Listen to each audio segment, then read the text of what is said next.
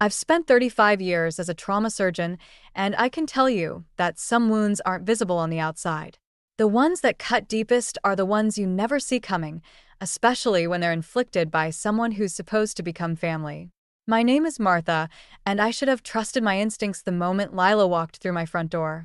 The way she surveyed my living room, with that slight curl of her lip, told me everything I needed to know about my son's fiancée. What a quaint little house, she said, running her finger along my coffee table. I can see why Ethan was so eager to move out. I bit my tongue, remembering my promise to my son. Be nice, Mom, he'd pleaded over the phone. This is important to me. So instead of responding, I busied myself arranging the photo albums I'd gathered for this first meeting. Ethan hadn't arrived yet, stuck in traffic, according to his text, which left me alone with this woman who'd somehow convinced my brilliant but trusting son to propose after just 6 months of dating. Would you like some tea? I offered, falling back on decades of ingrained hospitality. Oh, no thank you, Lila replied, still standing despite my gesture toward the couch. I only drink imported loose leaf. Caffeine sensitivity, you know. She drifted toward the mantel, where photos of Ethan's childhood shared space with the urn containing my late husband's ashes. Is this sterling silver? She asked, reaching for the urn. Please don't touch that, I said sharply, then forced myself to soften my tone. It's very precious to me. Of course, she smiled, but her hand lingered near it. Though it's a bit old-fashioned, isn't it? Most people opt for scattering these days. More hygienic. Before I could respond, she'd moved on to examining the family photos. Oh my, Ethan was such an awkward teenager. Thank goodness he grew into his looks. She glanced at me sideways. Though I suppose we all have our awkward phases. Some of us just never quite grow out of them. My phone buzzed, another text from Ethan. Accident on the highway. He'd be at least another 20 minutes. Well, Lila sighed, finally perching on the edge of my sofa like she was afraid it might stain her designer dress. Since we have some time, maybe we should discuss the wedding. I'm thinking a destination ceremony. Probably the Maldives. I know it might be a stretch for some people's budgets, but we can't plan around everyone, can we? I thought of Ethan's modest software engineer salary, of the student loans he was still paying off. Have you and Ethan discussed the costs? Oh, don't worry about that, she waved dismissively. Once we're married, we'll have access to his trust fund, won't we? I froze. What trust fund? The one from his grandfather? She leaned forward, suddenly intent. The inheritance? Ethan mentioned it was quite substantial. There's no trust fund, I said slowly. Henry's father was a high school teacher. Everything we have, we earned ourselves. The mask slipped for just a moment, a flash of something cold and calculating in those perfectly made-up eyes. Then she laughed, a tinkling sound that set my teeth on edge. Oh, there must be some misunderstanding. Ethan definitely mentioned. She trailed off, checking her phone. Oh, would you look at that?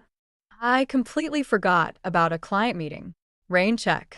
She was out the door before I could respond, leaving behind only the faint scent of expensive perfume and a growing knot of dread in my stomach. I picked up my phone and opened my browser. It was time to find out exactly who Lila Jennings really was and what she wanted with my son. Sometimes a mother's instinct is worth more than all the benefit of the doubt in the world. I just hoped I wasn't too late to stop what was coming. The bridal shop's bell chimed as I pushed open the door, already 15 minutes late. Not my fault, emergency hospital board meeting. But from Lila's expression, you'd think I'd personally insulted her ancestors. Martha, how nice of you to finally join us, she said, her voice dripping honey over vinegar. We've already selected the bridesmaids' dresses. I scanned the room. No other mothers present, just Lila's college friends clustered around her like a flock of designer-clad peacocks. The dresses they'd chosen were a shade of coral that would make me look like I had liver failure.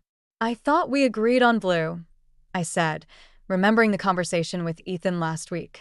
He'd mentioned it was his preference, given how it was his father's favorite color. Lila's laugh tinkled through the boutique.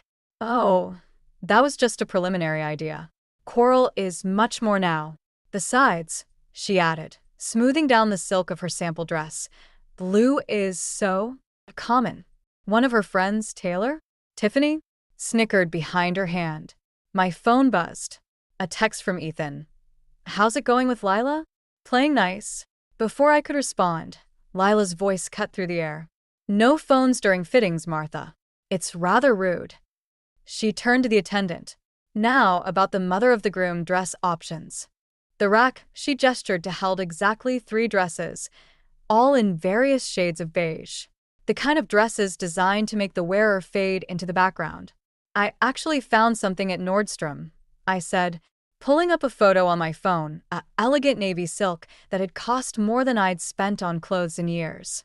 Oh, Lila's nose wrinkled. That's a bit bold for the mother of the groom, don't you think? We wouldn't want to draw attention away from the bride. Heaven forbid, I muttered, then caught myself. I just thought. Martha, she interrupted, stepping closer and lowering her voice, I know you mean well, but this is my day. My vision. Ethan agrees with everything I've planned. He wants me to be happy. She paused, her eyes flickering to the photo of Henry on my phone screen. It must be hard, planning this without your husband. Perhaps that's why you're being so difficult. The boutique suddenly felt too small, too warm. I should go check on those hospital reports, I said, gathering my purse. Text me the final dress selection. Of course, Lila smiled. Oh, and Martha? The destination wedding details are set. The Maldives, just as I mentioned. I know it's a bit pricey, but I'm sure you can dip into your retirement fund. It's only once your son gets married, right? I froze halfway to the door. Ethan agreed to this? He wants to make me happy, she repeated, her voice soft but firm. Isn't that what you want too? Outside, I leaned against my car, taking deep breaths like I used to before complicated surgeries. My phone buzzed again, another text from Ethan. Mom? Everything okay? I started typing, we need to talk, but deleted it. Started again. Your fiancé has expensive tastes. Deleted that too. Finally, I wrote, everything's fine. Love you. That evening, alone in my study, I opened my laptop. The search bar blinked at me. Lila Jennings background check. My finger hovered over the enter key. Henry's voice seemed to whisper in my ear. Trust your gut, Martha. It never steered you wrong in the or. The front door slammed, making me jump. Mom, Ethan called out. Lila said you left the fitting early. What's going on? I closed the laptop. In here, honey. He appeared in the doorway, looking so much like his father it made my heart ache. Mom, I know Lila can be intense, but she really wants this wedding to be perfect. At what cost? I asked quietly. What's that supposed to mean? Before I could answer, his phone chimed. It's Lila, he said, already turning away. We're looking at venues tonight. Don't wait up. I watched him go, then reopened my laptop. Sometimes being a good mother means being willing to be the bad guy. I hit enter. The country club's marble floors echoed with the click of expensive heels and forced laughter. I hadn't planned to be here. Venue shopping wasn't exactly on my to-do list after discovering 3 different names associated with Lila Jennings in my background search. But Ethan had begged, and here I was, watching my son's fiancé charm the event coordinator like a pro. The space is lovely, Lila gushed, but we'll need to discuss some upgrades. Those chandeliers are a bit dated. I checked the pricing sheet in my hand, already calculating the growing expenses. The basic package alone cost more than Ethan's annual salary. Mom, Ethan whispered, noticing my expression. I know what you're thinking, but I've got it covered. I'm taking some extra consulting work. Before I could respond, voices drifted from around the corner. Lila's distinctive laugh, followed by words that made me freeze. Of course I love him, Sarah. But love doesn't pay for Gucci bags. A pause. No. He doesn't know about the credit cards yet, or the loans. But once we're married. Another laugh. His salary's decent enough for now, but I've got plans. That coding side project he's working on? With the right push, it could be the next big startup. And startups mean investors, which means... I stepped around the corner, making enough noise to announce my presence. Lila spun around, phone clutched to her chest. Martha. I was just. She composed herself quickly. Sarah and I were discussing the catering options. Such difficult decisions. I heard, I said flatly. All about the difficult decisions. Something flickered in her eyes. Fear, maybe, or calculation. But before either of us could speak, Ethan appeared. The coordinator's ready for us, he said, oblivious to the tension. They're showing us the honeymoon suite next. Perfect timing. Lila latched onto his arm, shooting me a warning glance. Martha, you don't need to stay for this part. It's been such a long day for you already. Actually, I started. Ethan, we need to. Mom, he cut me off, his voice tight. Can we not do this now? Please. I watched them walk away, Lila's voice already chirping about silk sheets and champagne service. My phone felt heavy in my pocket, the recording app still running. That evening, I sat in my kitchen, staring at the mortgage statement Ethan had left behind. He'd been approved for a loan that would drain him dry, all to fund Lila's dream wedding. Next to it lay the printouts from my search. Lila Jenkins, Lila Jensen, Lila James, 3 different cities, 3 broken engagements, 3 bankruptcies left in her wake. The doorbell rang. Through the peephole, I saw Lila alone. I know what you heard today, she said as soon as I opened the door. And what you've probably found out by now. Then you know why I can't let this continue. She smiled, but it didn't reach her eyes. You really think Ethan will believe you over me? The bitter mother who can't let go. She stepped closer. I love your son, Martha. Maybe not the way you think I should, but I do. And I can give him the life he deserves. The life you deserve, you mean? We all want better than what we came from. Her voice hardened. You had your chance at life. Let Ethan have his. By bankrupting him?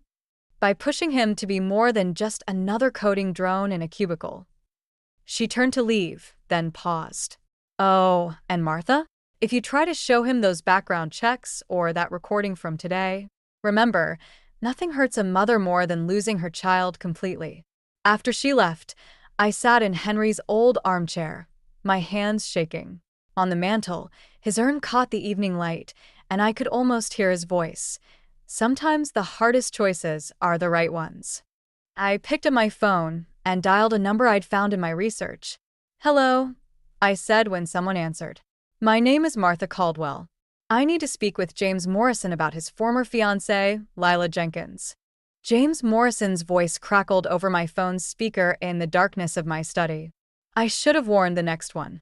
I couldn't face it. The shame, you know? 3 hours into our conversation, and the pattern was clear. The expensive gifts, the mounting debt, the push for a lavish wedding, then the disappearance, along with whatever savings her target had accumulated. She left 2 weeks before the wedding, he said. Cleared out our joint account. I didn't even know she had access. I glanced at my watch. 2 a.m. My screen filled with screenshots James had sent. Credit card statements, loan applications, a restraining order filed by another ex-fiancé. Each document felt like another nail in a coffin I didn't want to close. My phone buzzed with a text from Ethan. Need to talk. Coming over for breakfast tomorrow. Thank you, James, I said. I appreciate. A sharp knock at my front door cut me off. Through the window, I saw Ethan's car in my driveway. I have to go, I whispered, ending the call. When I opened the door, Ethan's face was pale in the porch light. Were you just on the phone with James Morrison? My blood ran cold. How did you? Lila saw the call history on my phone. You used it last week to make a doctor's appointment, remember? His voice shook. She got curious, did some checking. Found out you've been digging into her past. Ethan, please let me explain. Explain what? That you hired a private investigator? That you've been calling her exes? He pushed past me into the house. She told me you might do something like this. Said you couldn't stand seeing me happy with someone else. Happy. I followed him into the living room. Is that what you call mortgaging your future for someone who what, Mom? Who loves me? Who believes in me more than anyone else ever has? More than I do? He laughed, but there was no humor in it. You want me to be safe, comfortable. Just like Dad, working the same job for 30 years, living in the same house. Your father was a good man. He was a small man. Ethan's voice cracked. And Lila's right. You want the same small life for me. The words hit like a physical blow. I steadied myself against the wall, feeling the texture of the wallpaper Henry and I had picked out together 20 years ago. She showed me the recording. Ethan continued quietly. The one you made at the country club. My heart stopped. Then you heard what she said about. I heard her talking about believing in my potential, about pushing me to be more. He moved toward the door. She already explained the name changes, protecting herself from an abusive ex. The bankruptcies? Business ventures that failed because people like you wouldn't give her a chance. And you believe that? I believe she loves me. He paused at the door. The wedding's in 3 weeks. You can either accept that and be there or… The unfinished sentence hung between us like a guillotine. After he left, I sat in the dark, staring at my phone. The evidence was all there, the pattern, the lies, the manipulation. But showing it to Ethan now would only push him further away. My laptop chimed with an email notification. From Lila, sent to both Ethan and me. Found the perfect wedding photographer. Only $15,000 for the premium package. Ethan, honey, I added it to our joint account expenses. Martha, since you insisted on contributing, shall we split it? Below was a link to transfer funds. I opened my banking app, fingers hovering over the keyboard. If I played along, stayed close, maybe I could prevent the worst from happening. But Henry's voice echoed in my memory. The truth costs, Martha, but lies cost more. I closed the laptop and picked up my phone again. James Morrison had mentioned another ex-fiancé, someone named Michael Chun who'd lost everything. Sometimes to save someone, you have to risk losing them first. I started dialing. Ethan's birthday party at the Silver Oak Country Club felt like a performance where everyone knew their lines except me. I watched from the corner as Lila worked the room, her laugh carrying across the space like wind chimes in a storm. More champagne, Martha? The server appeared at my elbow. The bride-to-be insisted on the premium selection. Of course she did.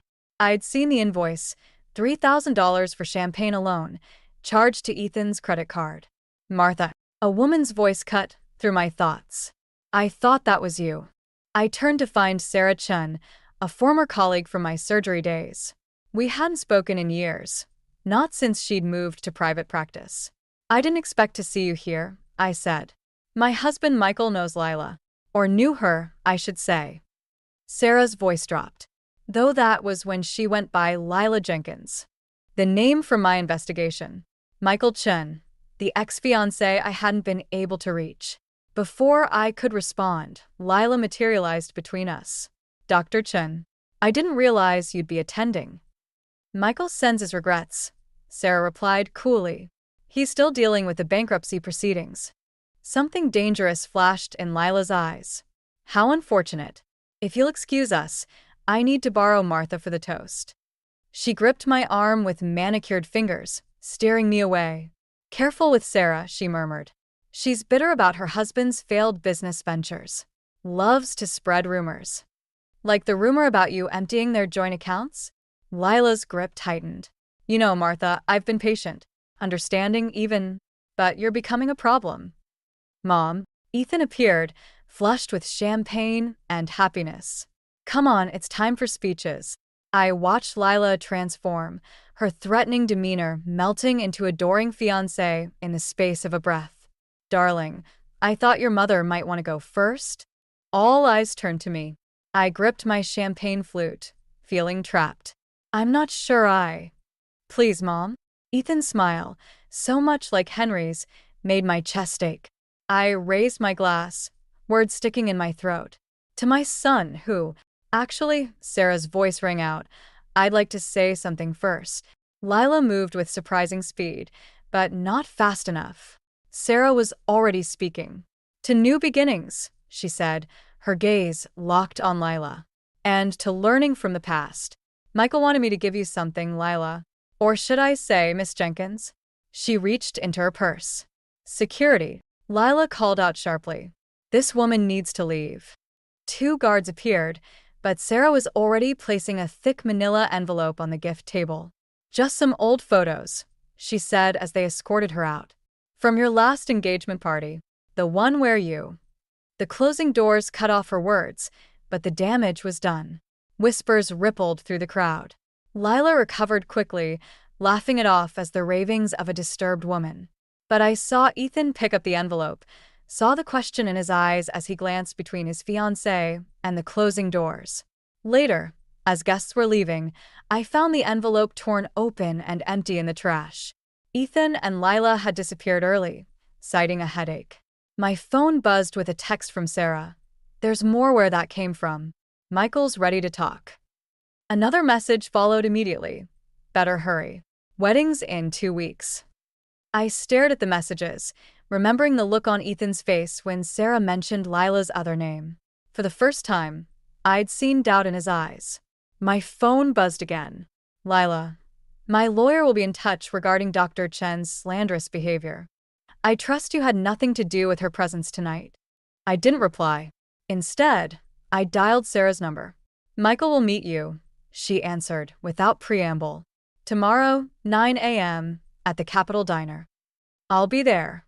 "Martha." Sarah paused. "Be careful. She's dangerous when she's cornered." I ended the call, thinking of the empty envelope and Ethan's troubled eyes. Tomorrow would change everything. I just prayed my son would forgive me for what I had to do next. The Capitol Diner's neon sign flickered in the early morning rain, but Michael Chen never showed. Instead, my phone buzzed with a text from Sarah. "Michael's in the hospital. Accident last night." Lila was seen near his office. I sat in my car, watching raindrops trace patterns on the windshield, when a familiar Mercedes pulled into the space next to mine. Lila stepped out, immaculate despite the weather. "Let's talk inside," she said, tapping my window. Not a request. The diner was nearly empty. We took a booth far from the few early morning customers, the vinyl seats squeaking under us like nervous witnesses. $50,000, Lila said without preamble, sliding an envelope across the table. "To skip the wedding and never contact Ethan again." I left the envelope untouched. "Did you visit Michael Chen last night?" "Unfortunate, what happened to him. Ice can be so treacherous." She stirred her coffee, the spoon clinking against fine-boned china she'd brought herself. "The envelope, Martha. Take it." "Or what?" "More accidents. You know what's interesting about hospitals?" Her smile never reached her eyes. "So many things can go wrong. Medication mix-ups, equipment failures, especially in hospital administration offices after hours." My hand trembled slightly as I reached for my phone. "I'm recording this." "No, you're not." She held up my phone. She must have taken it when she sat down. "And your backup recorder is still in your purse." "Amateur move, Martha. I expected better from you." The waitress approached. Lila waved her away with practiced elegance. "Here's what's going to happen," she continued. "You'll take the money and disappear. Tell Ethan whatever story you like. Health issues, early retirement, spiritual journey. I don't care. But if you don't..." She slid another envelope across the table. Photos spilled out. Me entering James Morrison's apartment building, meeting Sarah Chen, even screenshots of my search history. "Imagine how Ethan would feel," she mused, "knowing his mother hired private investigators to stalk his fiancée. That she conspired with my enemies to ruin my reputation. That she's been lying to him for months. He'd understand I was protecting him. Would he? The same way he understood about the trust fund lie? Or your little recording attempt at the country club." She leaned forward. "Face it, Martha. You've already lost him. The only question is whether you lose him with $50,000 in your pocket or with nothing but regret." My chest tightened. "Why are you doing this?" "Because I deserve it." Something raw flashed across her face. "I grew up with nothing. Watched my mother scrub floors while dreaming of better. I swore I'd never live that life." She straightened, mask back in place. "Ethan is my chance. My last chance. I won't let you ruin it. He loves you." "Yes, he does. And I'll make him happy. Happier than living in your shadow, measuring himself against your expectations." She stood, smoothing her designer dress. You have until tomorrow to decide. After that, these photos go to Ethan, along with some interesting details about your investigation methods. Oh, and Martha? She placed my phone on the table. Don't bother checking for recordings. I had it wiped while we talked. After she left, I sat there, staring at the envelopes. My phone showed no call history, no recordings, no photos from the last 3 months. Even my cloud backup was empty. A text from Ethan appeared. Mom, we need to talk. Lila showed me something disturbing. Please tell me you didn't hire someone to follow her. Another message followed. The wedding's in a week. If you can't support us, maybe it's better if you don't come. Outside, Lila's Mercedes purred to life. Through the rain-streaked windows, I caught her triumphant smile as she pulled away. I picked up the envelope with the money, feeling its weight, the weight of silence, of surrender, of losing my son. Henry would know what to do. But Henry was gone, and I was running out of options. My phone buzzed one last time. An unknown number. Martha, it's Michael. From my hospital bed. We need to talk. I know how to stop her, but we have to move fast. The church's stained glass cast colored shadows across the wedding guests as I slipped into the audio-visual booth. Michael's USB drive felt heavy in my pocket, heavier than the $50,000 I'd left on Lila's doorstep this morning, along with a note. I accept your terms. 5 minutes to ceremony, the wedding coordinator announced through my headset. I watched Ethan pacing at the altar, handsome in his tuxedo, while the videographer made final adjustments to the romantic montage Lila had planned to play during her entrance. My hands shook as I plugged in the drive. Mrs. Caldwell. The coordinator's voice crackled. The bride's asking for you.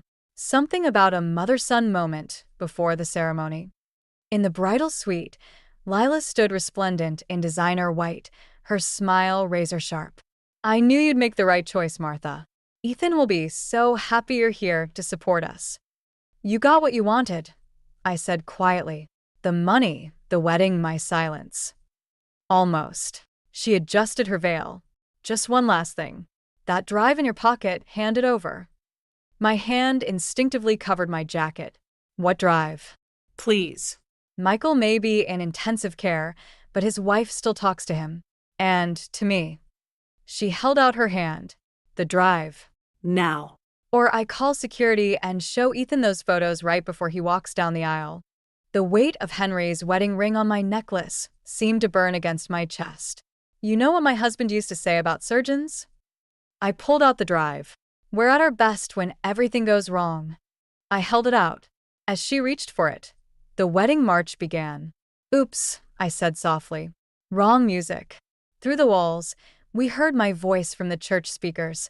Let's talk inside. Followed by Lila's clear response. $50,000 to skip the wedding and never contact Ethan again. Lila's face drained of color. She lunged for the door, but I stepped in her way. That drive you wanted? I nodded toward the window, where Sarah Chin stood at the church's AV controls, giving me a thumbs up. It's amazing how many copies you can make in a hospital room while someone's busy threatening your wife. The recorded conversation continued, filling the church with Lila's threats, her admissions, her calculated manipulation of my son. She slapped me hard. You stupid woman. You've ruined everything. No, I said, touching my stinging cheek. You did that yourself. The door burst open. Ethan stood there, his face ashen. Behind him, wedding guests crowded the hallway, murmuring. Is it true? He asked Lila. All of it? The other engagements, the bankruptcies, threatening my mother? Ethan, baby, I can explain. The trust fund lie? His voice cracked. Was any of it real? Of course it was real. I love you. She reached for him, but he stepped back. Everything I did for us. For our future. No, he said quietly. You did it for yourself. Security appeared, the real kind this time, not Lila's hired muscle. As they led her away, she turned back, her mascara running. You'll regret this, Martha Caldwell. Both of you will. But her threats sounded hollow now, echoing through the empty church as guests filed out, shaking their heads and whispering. Ethan stood motionless, staring at the altar. "I'm sorry, Mom. I should have listened." "No." I touched his arm gently. "You listen to your heart. That's what your father and I always taught you to do." Dad would have seen through her immediately. Actually, I smiled slightly. "Your father fell for a gold digger once. Before he met me. It's where he learned to value what's real." Ethan laughed shakily, then sobered. "I don't know what happens next." Through the stained glass, sunlight suddenly broke through the clouds, painting the empty church in brilliant colors. I thought of Henry, of all our years together, of the difference between love and possession. "What happens next," I said, "is we go home, and we start over." Outside, Sarah was erasing the drives, while Michael's statement to the police waited safely in my email. The truth had cost us all something, but lies would have cost so much more. Ethan took my arm, and together we walked out of the church, leaving Lila's shattered dreams of status and wealth behind us. 1 year later, I stood in my kitchen, watching Grace teach Ethan how to properly knead bread dough. Her engagement ring caught the morning light, simple and elegant, just like her. "You're being too gentle," she laughed, covering his hands with hers. "The dough won't break." The scene blurred slightly, and I busied myself with my coffee to hide the tears. Not sad ones, not anymore. "Mom," Ethan noticed anyway. "You okay?" "Just thinking about your father," I said. "He was terrible at baking too." The doorbell rang before he could respond. A courier with a thick manila envelope. For Martha Caldwell. Inside was a magazine, Modern Bride. And there she was on page 63, Lila Jenkins Morgan, newly engaged to a tech billionaire twice her age. The accompanying note read simply, "You were right. Some dreams cost too much." I slipped the magazine into the recycling bin, choosing not to darken the morning with old shadows. "Martha?" Grace called from the kitchen. "Can you check if we have more yeast?" "Top shelf, by your books." As I reached for the cabinet, a worn volume of Henry's favorite poetry tumbled out. Something fluttered from between its pages, an envelope, yellowed with age, my name in Henry's handwriting. My hands trembled as I opened it. "My dearest Martha, if you're reading this, you've probably just finished fighting one of your battles. You always were a warrior for the people you love. It's why I fell for you. Watching you defend that intern from the chief of surgery all those years ago. Remember what I told you then? Sometimes the hardest fight isn't winning. It's knowing when to put down your sword. You've always been better at saving others than saving yourself. I'm leaving this note in my favorite book because I know that's where you'll go when you need guidance. And knowing you, my love, you'll need it right after winning whatever war you're fighting. So here's my final advice. Let joy in. You've earned it. All my love. Henry." "Mom." Ethan's voice pulled me back. He stood in the doorway, flower on his cheek. "What's that?" "Your father." I smiled, touching Henry's ring on my necklace. "Still giving me advice." Grace appeared behind him, wiping her hands on her apron. "The bread's rising. Perfect time for you to tell us about your trip plans." I'd been hesitating about the round-the-world ticket on my desk, worried about leaving Ethan. But looking at them now, flower-covered, happy, whole, I realized Henry was right. It was time to put down my sword. "Actually," I said, "I was thinking of starting in Japan. Cherry blossom season." "That's perfect," Grace beamed. "We can come visit after the wedding. Make it a family thing." Family. The word settled warm in my chest, different from before but no less true. My phone buzzed. Michael Chin saw the magazine. "You were right about karma." I thought about Lila, wondering if she'd found what she was looking for, or just another reflection of it. Some questions don't need answers. "The bread's collapsing," Ethan announced dramatically. "It's supposed to do that," Grace laughed, pulling him back to the kitchen. "Come on, Martha. We need your surgical precision for the next part." I tucked Henry's letter into my pocket and joined them, breathing in the scent of yeast and new beginnings. Outside, spring flowers were pushing through the soil in my garden. The ones Grace had helped me plant, their colors bold against the old brick. Sometimes victory isn't in the winning or losing, but in what grows from the aftermath. And sometimes the best revenge is simply living well, surrounded by real love in all its messy, imperfect glory. I picked up the rolling pin, ready to show them how it's done. After all, I had a lifetime of experience in both healing and letting go. Okay, kids, I said, rolling up my sleeves. Let me show you how surgeon handles dough. Behind us, the morning sun painted our shadows on the wall, three figures blending into one, while somewhere, in the quiet space between heartbeats, I could almost hear Henry laughing.